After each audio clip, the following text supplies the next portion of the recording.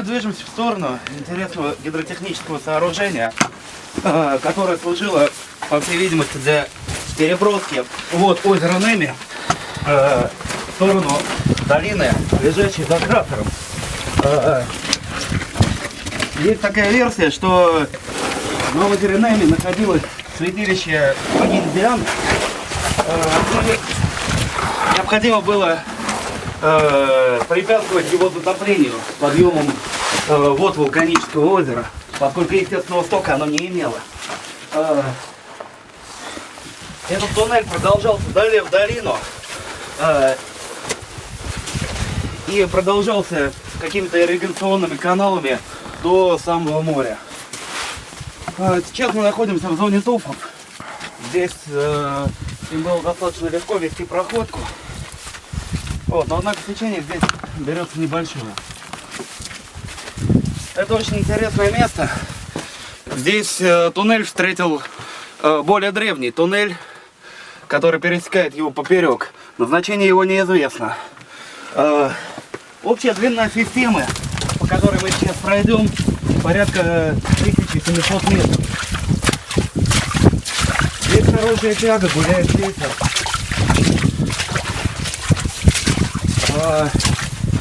Мы дошли до вертикального колодца. Эти колодцы были устроены для первоначальной разметки будущего туннеля. Так сказать, такие маркшейдерские технологии. С этой стороны такой колодец один. В стенах имеются знакомые нам ступеньки, к которым можно лазить. Но мы туда не полезем, потому что колодец закрыт.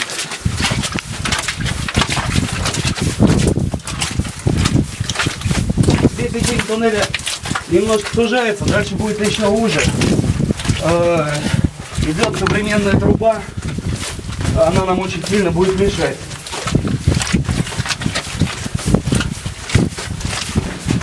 В 20-е годы 20 века при правлении Муссолини здесь на озере Неми велись археологические раскопки. Здесь можно оценить забои, следы инструмента. И продолжаю. В озере Неми лежало два грандиозных судна времен Калигулы. И для спуска воды, для обеспечения археологических раскопок, Муссолини прочистил этот древний туннель, он был тогда забит и обрушен. Следы этой прочистки, в принципе, будут видны. Проходка туннеля велась силами двух бригад. Они шли навстречу. Естественно, в одном месте у них была невязка, для чего был сделан переход. Вообще уклон туннеля на всем его протяжении очень слабый. Только вот в месте невязки там имеется небольшой, практически вертикальный водопадик. Сегодня мы считаем, что две бригады сделали неравномерную работу. Одна из бригад прошла где-то около 500 метров, другая встречная практически весь остальной путь. Поскольку первая бригада встретила на пути базальт, который достаточно неприятно прорывать. Вот здесь имеется характер мороза.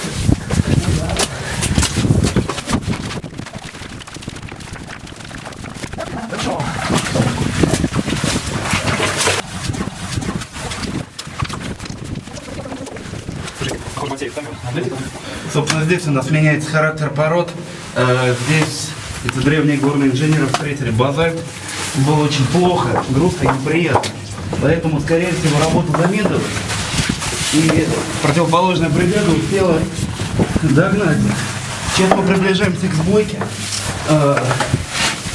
И прямо передо мной за изгибом трубы забой первой бригады. Вот здесь они закончили свою работу. Видны следы инструмента. Это был какой-то инструмент ударного типа. Давай. Возможно, они шли на звук.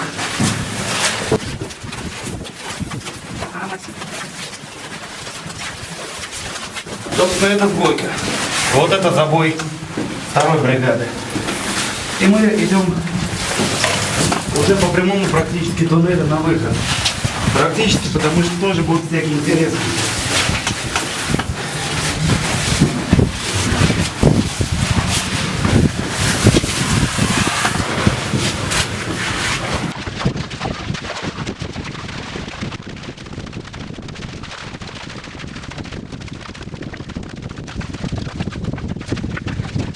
И вот где-то по ходу нашего движения снова меняется порода. Мы снова в зоне туфов, поэтому туннель расширится. В паре мест туннеля попадаются некие вот такие камерки.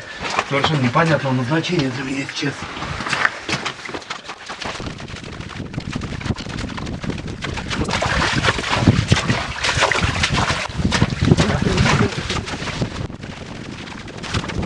Я нахожусь рядом с началом так называемого байпаса номер 2. В древние времена этот туннель обвалился, и рабочие прорыли вокруг него обходной канал. Если засунуться левее, можно оценить старый ход. Прямо от меня развивается ход непонятного назначения. Он достаточно поздний. А вот эти бетонные стенки выстроены при Муссолини для ограничения потока воды. Мы движемся по байпасу.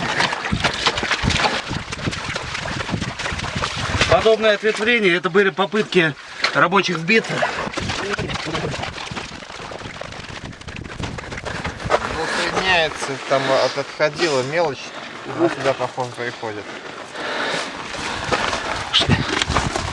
Мы быстро уйдем. Вот еще одна непонятная.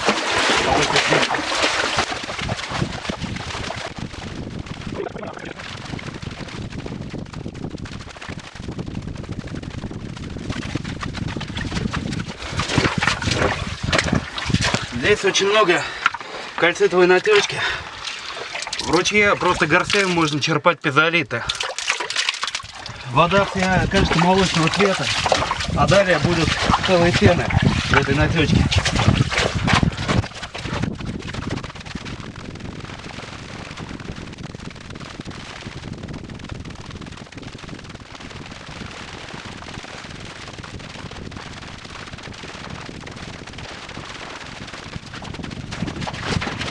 В паре мест встречаются вот такие полуарки. Это было сделано при Муссолини для поддержки свода. А здесь начинается зона кальцитовой натечки на стенах.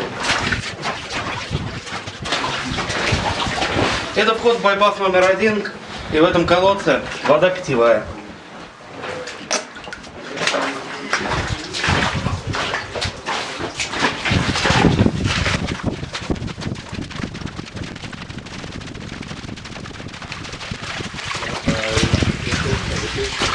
В этом месте свод имеет также арочное укрепление, необычное. И какая-то,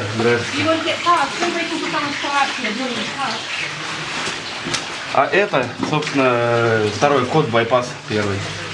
Байпас. Пойдем.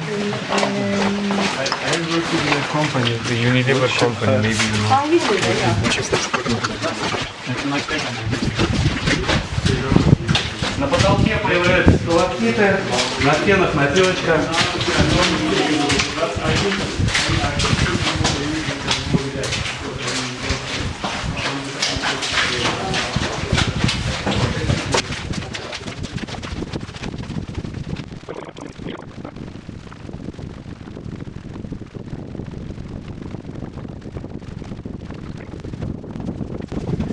Около пола здесь появились некие ступеньки.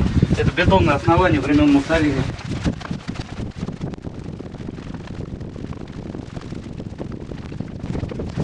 Сечение туннеля стало совершенно невменяемо широким. Скорее всего, это была ошибка первой бригады, которая шла в мягких породах и закладывала слишком большое сечение. После оно было уменьшено.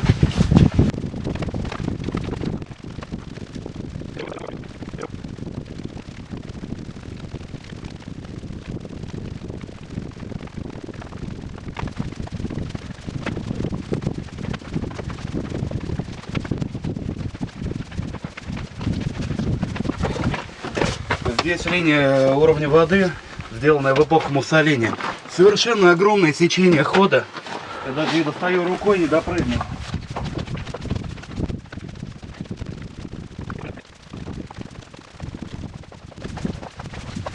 Мы дошли до восходящего колодца.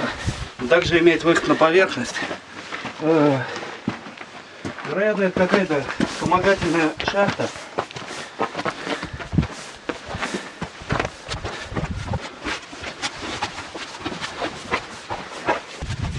Ну, возвращаемся в основной ход.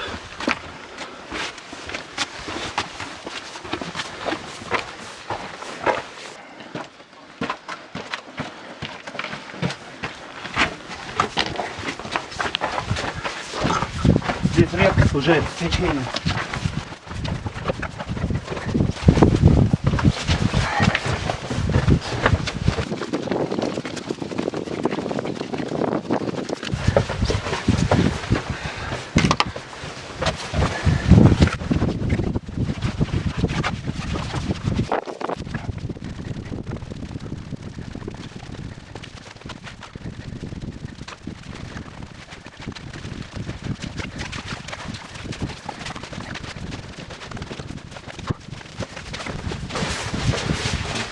Интересное место – это среды Шандор, которыми разгораживался туннель для проведения каких-либо работ. Они были деревянные. Скорее всего, Ну, деревянные, я сказал деревянные. и между ними был засыпан слой грунта или глины.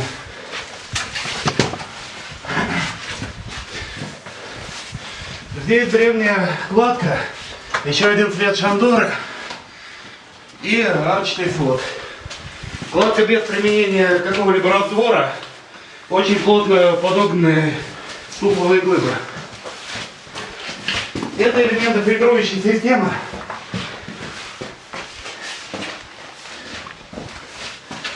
И также можно наверху видеть следы колодцев.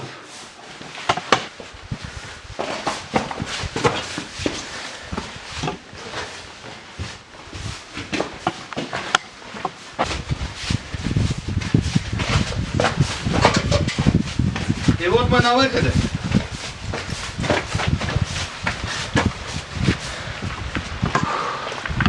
Перед нами Давай еще озеро раз. Неми. Собственно, не совсем понятное сооружение, потому что уж очень узкая задача по дренированию озера ради какого-то святилища. Но, возможно, для наших предков такие задачи казались более важными.